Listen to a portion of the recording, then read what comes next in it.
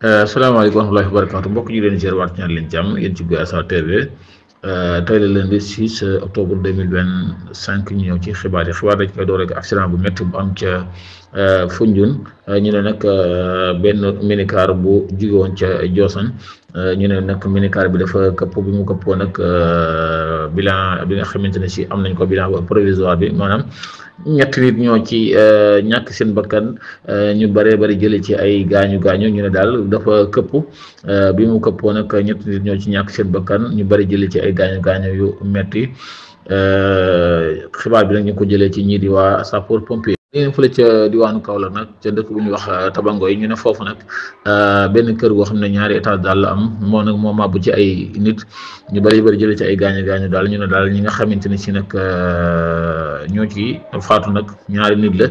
ñi ci jëlee ay gaañu daal bari na lool ba rawale nañ leen ca hôpital El Hadji Ibrahima Niass bu Kaolack ñi xam ne ni rek ñooy waa sapeur pompier. dañuy ñëw ci beneen xibaar ki nga xam ne si nag mooy Pape Malick Ndour nag tey jii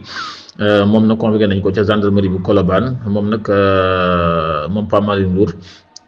ginnaaw bi nga xamante ne ci samedi gi doon na jéem a dem fële ca aéroport AIBD ñu mujj koo bloqué moom nag doon na gonte benn conférence de presse dem di xam ne daal mbir mi laalewu ci taqewu ci te moom sax maanaam comme ministre de la République la woon waroon nañ koo mën a yóbbu ca haute cour de justice ñu mën koo atte moom daal nee na pare na pour wuy ji te xaddu damm moom mi nga xamante ni si nag moo fi nekkoon ministre de la jeunesse moom nag mi nga xam ne daal laalewul dara ak ki nga xamante ne si daal mooy Antoine Diome ak ki nga xamante ne si nag mooy Moussa Fall moom daal nee na daal li ñu koy tuumaal daal dañ ko bëgg a humilier rek waaye daal moom mbir mi laalewu ci dara waaye daal nee na pare na pour wuyu ji. day dem fële ca réewum France nag ki nga xamante ne mooy Sébastien Lecornu moom nag nekkoon premier ministre ñu tabb ko bu yàggut. moom mi nga xamante ne si nag mooy Sébastien